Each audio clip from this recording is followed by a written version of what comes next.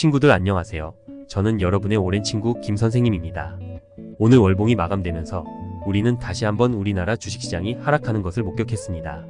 오늘 밤 우리는 이 정세에 대해 심도 있는 분석과 설명을 해야 할 것으로 보입니다. 또한 섹터 및 개별 주식 부분에서 현재 우리가 보유하고 있는 일부 주식을 분석할 필요가 있습니다. 동시에 MACD 지표의 사용 방법도 설명할 겁니다. 또한 MACD 측면에서 오늘 밤 우리가 주로 관심을 가질 부분은 각 주기 때 어떻게 사용할지, 그리고 큰 주기에서 큰 폭으로 이윤이 도로 하향 조정되는 것을 어떻게 피할 수 있는지에 대해 중점적으로 보겠습니다. 그럼 지금부터 시작하겠습니다. 오늘은 2023년 10월 31일이자 이번 주와 이달의 마지막 거래일인 날입니다. 주식시장은 높은 위치에서 개장해 점차 낮아졌으며 장 막판까지 코스피가 1.41% 하락하고 코스닥 2.78% 하락하는 등 두 지수에서 외국인 자금이 크게 빠져나갔습니다. 주식시장에서 두 지수는 장 마감에 두 월봉이 큰 음봉을 벗어나 이미 석 달 연속 하락했습니다. 이달의 자금 흐름을 보면 외국인은 두 시장에서 모두 큰 폭으로 매도했습니다. 이 때문에 다음 달에도 하락세가 이어질 가능성이 높습니다. 그러나 향후 당분간은 저 개인적으로 앞으로 며칠간은 하락 후 상승할 것으로 예상됩니다. 그런 다음 11월 전반에는 전체적으로 반등하고 11월 후반에는 다시 하락할 수 있을 것으로 봅니다. 오늘의 하락은 외국인 투자자들의 이탈이 직접적인 원인이지만 우리가 깊이 들여다보면 그 밑바닥에는 미국 국채 수익률 상승의 영향을 받은 것일 수도 있습니다. 현재 시장에서 세 가지 중대한 사건이 발생하고 있으며 이번 주와 다음 주 모두 주요 사건이 있습니다. 미연준의 금리 결정, 미국의 비농업 고용 데이터, 미국 장기 국채 경매 등이 있습니다. 이 세 가지 사건은 모두 시장 흐름에 영향을 미칠 수 있습니다. 앞선 두 사건이 시장에 호재로 작용할 것은 분명해 보입니다. 그래서 어제 저녁 미국 주식은 이미 상승하기 시작했습니다. 그런데 미국과 일본의 국채 수익률이 모두 상승하고 있어 우리로서는 불리한 조짐일 수도 있습니다. 따라서 우리는 이러한 요인이 시장에 미치는 영향에 대해 세심한 주의를 기울여야 합니다. 어떤 분이 사우디와 중국이 미국 채권을 팔면 왜 수익률이 높아지는지에 대해 질문하셨습니다. 이전에 저희는 이 두 지표가 반비례한다는 것을 배웠습니다. 이 점을 설명하기 위해 제가 간단한 예를 들어 설명하겠습니다. 미 재무부와 액면가 100달러짜리 채권을 사면 만기 때 3달러의 이자를 받기로 사전에 합의했다고 가정해 봅시다. 그러면 수익률은 3%입니다. 그러나 만약 이 채권을 중고시장에 내놓는다면 100달러에는 팔리지 않을 겁니다. 그저 98달러에 팔 수밖에 없을 겁니다. 이런 상황임에도 불구하고 구매자는 만기 때 여전히 103달러의 원금과 이자를 받을 수 있게 됩니다.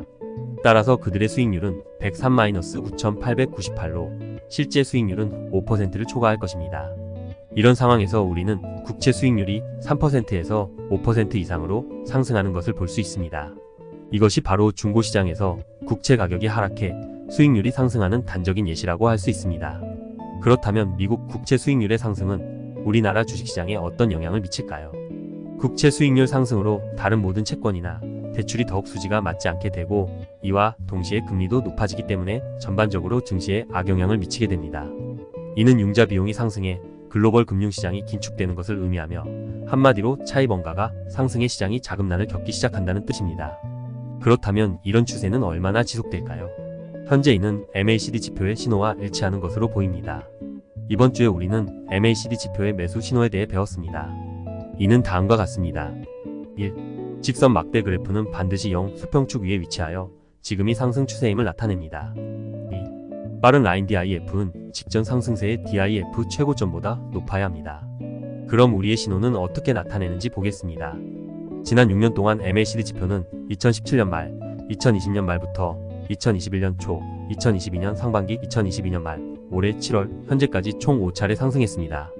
만약 우리가 미국 채권 수익률을 직접 거래할 수 있다면 우리의 성공률은 80%이고 이익도 상당했을 겁니다. 이때는 전형적인 수익률 상승세여서 다른 지표들을 어떻게 판단해도 적어도 MACD 지표가 주는 신호로 볼 때 이런 상승세는 지속될 것으로 보였습니다. 이에 따라 8월 이후 지금까지 증시는 악재에 직면해 있었습니다. 이는 다음 주 화요일부터 다음 주 목요일까지 계속 이어질 것이며 우리가 특별히 주의해야 할 펀더멘탈입니다. 또한 만약 자신의 추세를 관찰할 수 있으면 MACD 지표를 사용하여 간단한 판단을 내릴 수 있습니다. 지난 3년가량 대략 3차례 거래 기회가 있었는데 그중 2번은 이윤을 받고 1번은 손해를 봤습니다. 첫 번째 거래 기회는 2020년 11월 말부터 2021년 2월 말까지로 이 기간 동안 빠른 상승하는 것을 경험했습니다. 두 번째는 2020년 6월에 2주간의 지분 보유 기간이 있었습니다. 세 번째는 올해 시세가 반등하기 시작해 2023년 8월 20일경까지 이어지다 전반적인 상승세가 끝났습니다. 8월 20일 이후 시세가 하락세로 접어들기 시작했는데 언제 어떤 상승세가 나타날지는 아직 예측하기 어렵습니다. 현재 우리가 예측할 수 있는 것은 단기적인 반등이며 11월에서 12월 사이에 반등 후에 다시 하락할 가능성이 있습니다. 이전의 저점은 2022년 9월 기록한 2134선으로 시세가 반등했다가 다시 하락하면 2134선이 무너질 수 있습니다. 대형주 지수가 바로 KS200인데 추이는 KS 지수와 비슷하지만 전체적으로 조금 더 좋을 것 같습니다. 지난 몇 년간 우리에게 총 2번의 기회를 주었다는 특징도 있습니다. 첫 번째는 2020년 11월 20일부터 2022년 2월 말까지였고, 두 번째는 중간에 거짓 신호를 교묘하게 회피했어서 2022년 11월에서부터 올해 8월 6일까지 이어졌습니다. 두 차례 거래 모두 전반적으로 흑자를 냈지만 지금은 하락세로 접어들었으며 이는 KS 지수가 이 두 차례 거래에서 보인 실적입니다. 코스닥 지수의 실적도 보면 최근 3년간 코스닥 지수도 우리에게 두 번의 거래 기회를 가져왔고 시간상으로 볼 때 KS200 지수와 같은 기간이었습니다. MACD 지표를 이용한 코스닥 150 지수에서는 총 3번의 거래 기회가 있었습니다. 첫 번째는 2020년 5월경에 거래를 시작하고 난 후 9월에 거래가 종료되고 11월부터 12월까지 상승을 기다렸는데 이는 사실상 우리와 관련이 없었습니다. 이후 2021년 9월까지 2주 동안 지분을 보유하다가 소폭 적자를 냈습니다. 하지만 그 후 올해 1월부터 기회가 생겨 8월까지 지분을 유지했기 때문에 신호상으로는 3차례의 상승세를 준 것이라 할 수 있습니다. 시세에 대한 직관적인 느낌을 말하자면 중간에 있는 가짜 신호를 제외한 나머지 두 차례는 확실히 지난 몇 년 동안 총 2번의 이윤이 있는 시세였습니다. 다른 시세 중 대부분의 개별 주식에서는 좋은 기회가 있었을까요? 아마 불가능했을 겁니다. 예를 들어 코스닥 150 지수는 시가총액이 가장 큰 150개 종목을 포괄하는 것으로 종합지수가 아니라 유한한 성분이 있는 주식을 가진 지수입니다. 즉, 우리가 임의로 수십 개의 주식을 선택한다면 그 전체 추세는 기본적으로 150 지수와 비슷해야 하며 이는 우리가 진정으로 이익을 볼 수 있는 기회가 지난 3년여 동안 실제로는 2번뿐이었다는 것을 의미합니다. 바로 이 두 개의 주요 상승 밴드 트레이드인 겁니다. 그걸 알고 보면 두 지수로 인해서 우리 주식 흐름도 그다지 안정적인 게 아니라는 걸 알게 되기 때문에 저도 여러분과 함께 시세가 반등하기를 기다리고 있는 것입니다. 반등 후 우리는 일부 주식을 적당히 매도할 수도 있습니다. 섹터에서는 테슬라의 큰 하락으로 오늘 2차전지 섹터가 부진했습니다. 134개 종목 중 8개 종목만 상승했습니다. 반면 다른 섹터는 전반적으로 하락하고 있어 화장품, 항공사, 금융, 소비, 게임 등 일부 섹터만 올랐을 뿐 나머지는 대부분 하락했습니다. 다음으로 우리는 MACD라는 지표를 계속 공부하면서 우리가 가지고 있는 주식을 살펴볼 것입니다. 우리의 많은 친구들은 MACD에 매우 관심이 있으며 저는 모든 분석 방법이 궁극적으로 우리가 거래에 대한 감을 얻기 위함이라는 점을 사전에 여러분과 공유하고자 합니다. 지식 맵을 보면 모든 분석 방법이 결국 핵심 요소로 귀결된다는 것을 알 수 있습니다. 즉, 이를 통해 시장 자금 구조의 변화나 제품의 내재된 가치를 볼 필요가 있는 것입니다. 그중 어느 한 요소를 만족시켜도 되지만 결국 이 두 가지 기본 요소 중 하나로 귀결될 겁니다. 시장 분석을 순수 수학의 문제로 바라볼 것이 아니라 투자자의 진정한 생각과 우리가 투자한 주식이 무엇을 대표하는지 이해하는 데 도움이 되도록 더 현실에 맞게 바라봐야 합니다. 현재 주봉은 개인적으로 자주 사용하는 것으로 1년에 한두 번 의사 결정 주기를 보기에 매우 적합하기 때문입니다. 우리는 주봉, 일봉, 월봉을 각각 분석해 봤습니다. 앞서 언급한 바와 같이 시장은 사건이 시작된 후 대중에게 완전히 받아들여지기까지 완전한 주기를 형성하는데 일반적으로 약 반년이 걸립니다. 이 반년의 시간은 주봉의 26개 캔들 라인에 정확히 해당되며 이는 MACD 지표의 12, 26, 9맥의 변수 중 가장 긴 것입니다. 이것은 지난 반년 동안 시장의 전반적인 변화를 설명하는 데 사용되었습니다. 따라서 주봉은 우리가 밴드 추세 유형의 거래를 하는데 가장 적합한 도움을 줍니다. 현재 우리가 보유하고 있는 주식인 KINX 93,320은 그 주봉에서 비교적 안정적인 성과를 보이고 있습니다. 이를 통해 우리는 MACD의 신호 성능을 확인할 수 있습니다. 대부분의 주가 흐름과 달리 MACD 지표로 판단하면 이 주식은 여전히 상승세를 유지하고 있습니다. 지난 2년 동안 MACD 지표는 주봉에서 2번의 매수 신호를 보였으며 그중 두 번째는 우리가 현재 보유하고 있는 이 기간입니다. 첫 거래는 지난해 말부터 올해 3월까지 3개월간의 사건을 갖고 25%가량 이윤을 냈습니다. 두 번째 신호는 당시 실적이 매우 흥미로웠습니다. 이 주식의 주봉은 음봉이었지만 MACD 지표에서는 여전히 상승 추세를 보였습니다. 이는 가격이 소폭 하락했음에도 불구하고 상승세를 이어갔다는 의미입니다. 이것은 매우 좋은 신호입니다. 그러다 실제 매수 신호가 나타난 5월 말, 이곳은 가격이 상승 돌파하는 시점이었습니다.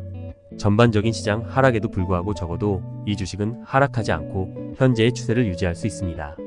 따라서 일단 주식시장 전체가 반등하기 시작하면 이 주식도 다시 오를 수밖에 없는 것입니다.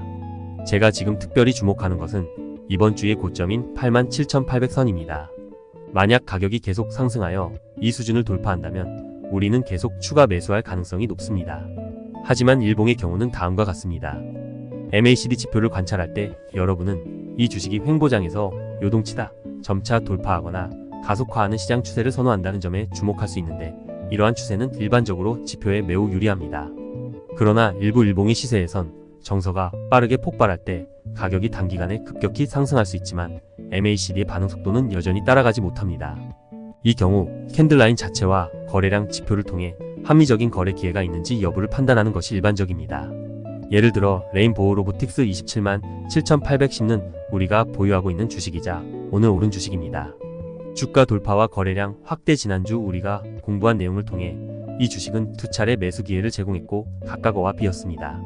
O의 기회에서는 가격이 오르면서 두 가지 중요한 저항선을 돌파했고 동시에 거래량도 늘어났습니다. 이것이 바로 매수 신호입니다.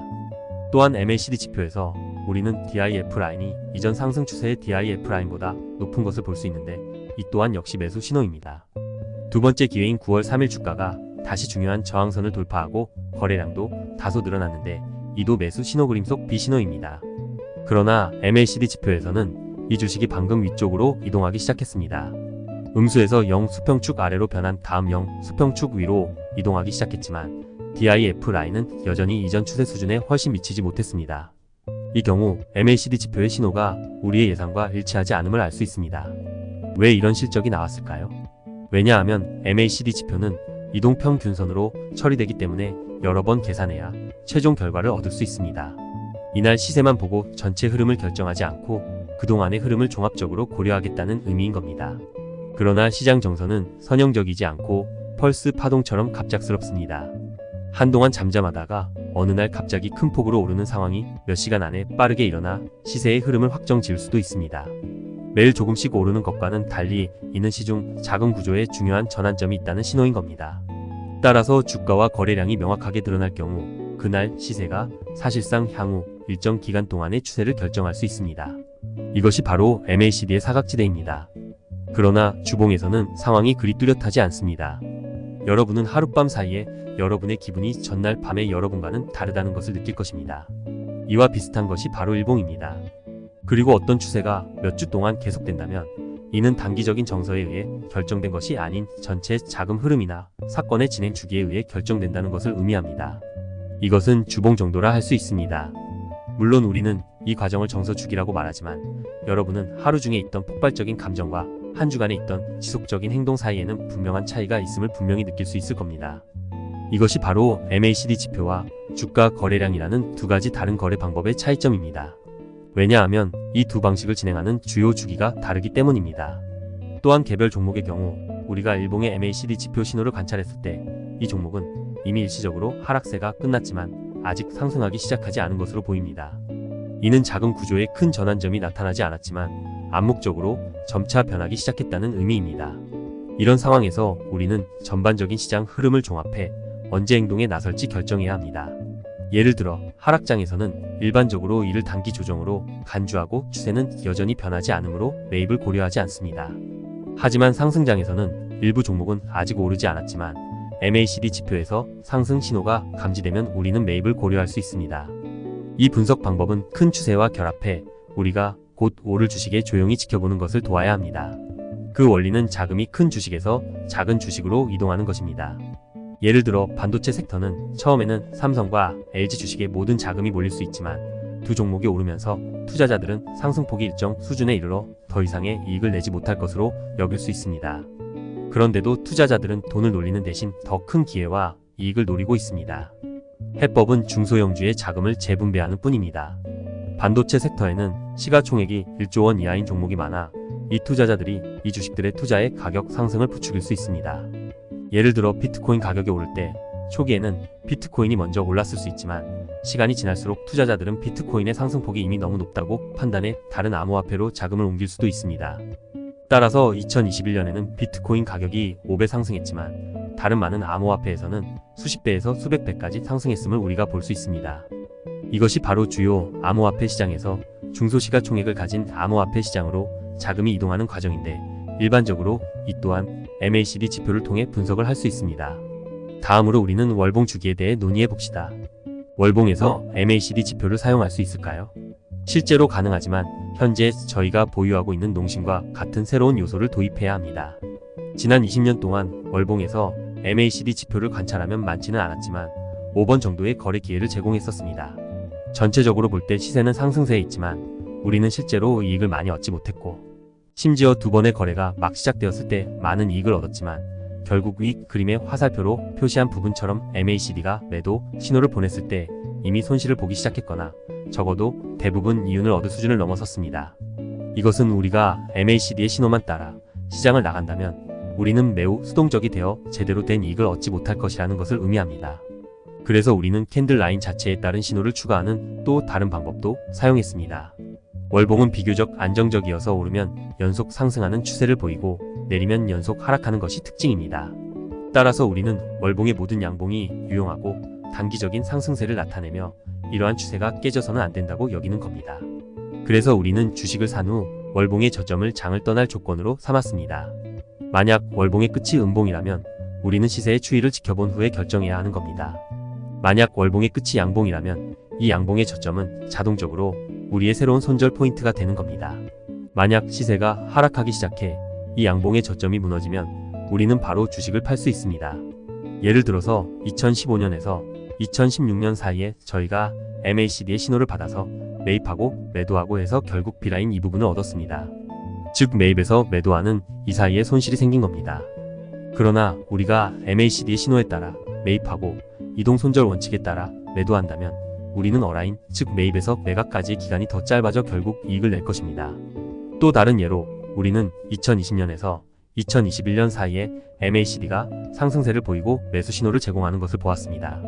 우리는 2020년 2월에 이 주식을 매입했고 MACD의 신호에 따라 2021년 1월에 매도했습니다. 비록 우리가 꼬박 1년을 유지했지만 결국에는 손실을 보았습니다. 위 그림의 비선 부분과 같습니다. 이동 손절 원칙에 따라 매월 손절 포인트를 이전 양봉의 가장 낮은 지점 아래에 설정하면 A라인 부분을 얻을 수 있으며 보유 기간이 반년밖에 안 돼도 이익을 얻을 수 있습니다. 이를 통해 월봉 수준에서 큰 폭의 자금 이탈을 피하고 흑자에서 적자로 전환되는 것을 막을 수 있습니다. 하지만 이렇게 하면 반드시 대가가 있어 상승 신호를 놓칠 수도 있습니다. 예를 들면 2003년부터 2004년 사이의 시세는 다음과 같습니다. 매입 타이밍은 2003년 7월이며 8월 1일부터 매입하기 시작해 당초 B라인 부분을 보유할 예정이었으나 2004년 10월이 돼서야 매도했습니다. 하지만 손절 포인트를 설정해서 2003년 11월 주가가 손절 포인트를 찍으면서 이때 우리는 어라인 부분의 이윤을 얻었습니다. 여기서 어라인의 이익이 B라인의 이익보다 작다는 것은 우리가 일정 부분의 이익을 잃었다는 것을 의미하며 이 부분의 이익은 우리가 손절 포인트를 설정했기 때문에 잃은 것입니다. 이 전략을 사용할 가치가 있는지 여부에 대해서 말씀드리자면 장기적으로 볼 때는 가치가 있습니다. 상승장에서는 기회가 희소하지 않으며 한 주식에 국한되지 않고 적극적으로 시장 기회를 잡을 수 있어 자금 효율성을 크게 향상시킬 수 있습니다. 이 방법은 또한 자금 회수를 줄여 전체 이익을 최대화하는 데 도움이 됩니다. 장단기 전략을 결합하는 방법도 있습니다. 예를 들어 우리는 월봉에서 손절 포인트를 설정할 수 있지만 어떤 달에 거래량이 크게 증가하면 더 짧은 주기 동안 기회와 신호를 찾을 수 있습니다. 예를 들어 월봉에서 거래량이 급격히 증가하는 것을 발견하면 주봉에서 시장을 이탈하는 신호를 찾을 수 있는데 이는 주봉에서 시장 추세가 크게 변경되었음을 알 수 있기 때문입니다. LSELECTRIC과 같은 예를 들어보겠습니다. 이 주식은 지난 10년 동안 월봉에서 3번의 기회를 제공했습니다. 하나씩 따져보면 우선 2017년 2월부터 2018년 9월 사이 기회가 있었습니다. 그러나 2018년 9월 심각한 폭락으로 인해 MACD가 하락하여 결국 MACD의 추세 반전 조건이 촉발되어 이익의 대부분을 손실했습니다. 이 시세에서 우리는 적어도 몇 차례 시장을 벗어날 기회를 찾았습니다. 이론적으로 MACD 지표에 따라 우리는 B부분의 이익을 얻었습니다. 그러나 모든 양봉의 저점을 손절 포인트로 직접 사용하면 우리는 앞으로 어부분의 이익을 얻을 수 있습니다. 그리고 만약 우리가 높은 거래량을 시장을 벗어날 조건으로 선택한다면 우리는 C부분의 이익을 얻을 수 있을 것입니다. C부분에 대해서는 우리는 주봉에서 좀 더 분석해야 합니다. 거래량이 가장 많은 5월에는 매주 거래량이 계속 증가하기 때문에 우리는 매주 최저점을 새로운 손절 포인트로 삼을 수 있습니다.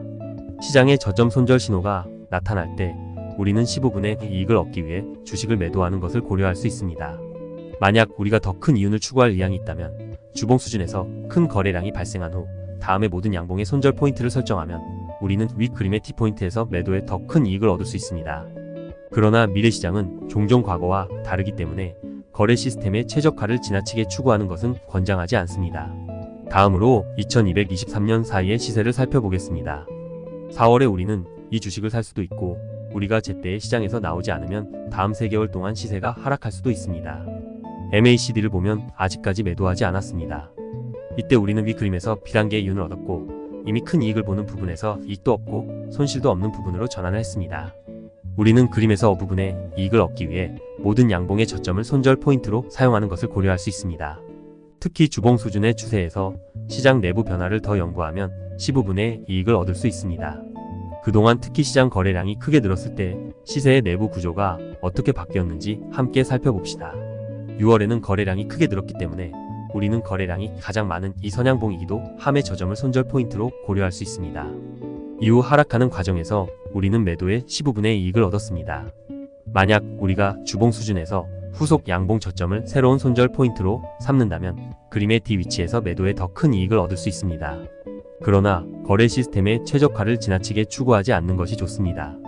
여러분이 불안할 때 주식의 절반을 팔고 시장을 보고 나머지 절반의 주식을 팔지 말지를 결정하는 것도 고려해 볼 수 있습니다. 이것은 우리의 지분을 관리하는 정상적인 응용 방식이며 거래 시스템대로 하기 위해 자신의 감을 버릴 필요는 없습니다.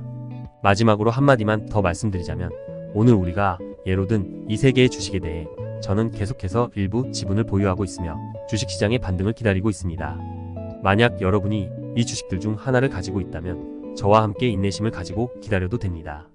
앞서 언급한 부분을 요약하면 우리는 주봉, 일봉 및 월봉을 포함한 3가지 다른 거래 주기를 사용했습니다. 각 주기마다 관심의 초점이 달라집니다. 주봉에서 우리는 추세 분석을 더 많이 합니다. 신호를 발견되면 현재 시장 발전 상황을 심층적으로 연구하여 어떤 사건이 몇 달 또는 반년 정도 지속될 수 있는지 확인할 것입니다. 이러한 기회가 있다고 판단되면 주봉 수준의 거래 신호에 따라 매입할 수 있습니다. 그런 다음 최종적으로 MACD에서 제공하는 신호 또는 사건에 대한 우리의 판단에 따라 최종적으로 매도를 합니다. 일봉에서 우리는 일반적으로 안정적인 시장 또는 상승장과 같은 전반적인 시장 추세가 비교적 안전한 경우에만 MACD 지표의 사용을 고려합니다. 일봉의 단기적 성질 때문에 단기적 정서의 폭발이 더 확실한 신호가 되고 있습니다. 따라서 일봉에서 우리는 주가 돌파와 거래량 확대의 조합을 매수 신호로 더 많이 사용하고 MACD는 보조적인 역할을 합니다. 월봉에서는 시세가 너무 커서 종종 많은 상승장과 하락장을 넘나들기 때문에 MACD 신호는 종종 우리의 원래의 수익을 볼 주식을 결국 손실을 보는 주식으로 만들어버립니다. 그래서 우리는 또 다른 방법을 사용할 수 있습니다. 바로 월봉의 모든 K라인이 매우 중요하다고 여기는 겁니다. 따라서 월봉의 끝이 양봉이 되는 한 일반적으로 최저점을 손절 포인트로 사용합니다. 이렇게 하면 시세가 약세를 보이기 전에 우리는 미리 팔 수 있습니다. 월봉이 상대적으로 안정하고 월봉의 변동이 비교적 안정적이기 때문에 우리가 매도하고 나면 우리가 다시 사들릴 다음 신호가 올지 확실하지 않습니다. 우리는 주봉이나 더 단기적인 신호에 따라 매매하거나 아니면 바로 다음 주식을 바꿀 수도 있습니다. 이것이 MACD에 대해 오늘 우리가 배울 전체 내용입니다. 내일 우리는 MACD의 다른 용법을 배울 것입니다. MACD에 숙달하면 우리는 1년에 한두 번 정도만 의사 결정을 하면 됩니다. 다음으로 오늘 밤과 내일 유의해야 할 데이터를 살펴보겠습니다. 미국은 오후 11시에 소비자 신뢰지수를 발표할 예정이며 원칙적으로 이건 호재입니다. 또 시카고 PMI와 20개 대도시 주택 가격 지수 등 두 수치가 우리 증시에 악재로 작용할 것으로 시장은 예상하고 있습니다. 최종 결과는 오늘 밤 미국 주식 실적에 따라 분석되며 내일 아침에 여러분을 위해 분석한 내용을 알려드리겠습니다. 오늘 저녁에 공유한 내용을 요약해 보겠습니다. 오늘 우리는 국채의 원리와 주식시장에 미치는 영향을 자세히 분석했습니다. 많은 펀더멘털이 중요한 사건들을 고려할 때 전반적으로 11월 시세는 여전히 반등할 수 있다고 생각합니다. 비록 최종 추세가 낙관적이지 않을 수 있지만 단기적으로는 여전히 약간의 기회가 있을 것입니다. 섹터와 종목에 대해서는 오늘 시장이 전반적으로 하락하고 화장품, 로봇, 항공사, 인터넷, 보험 등 일부 섹터만 상승했습니다.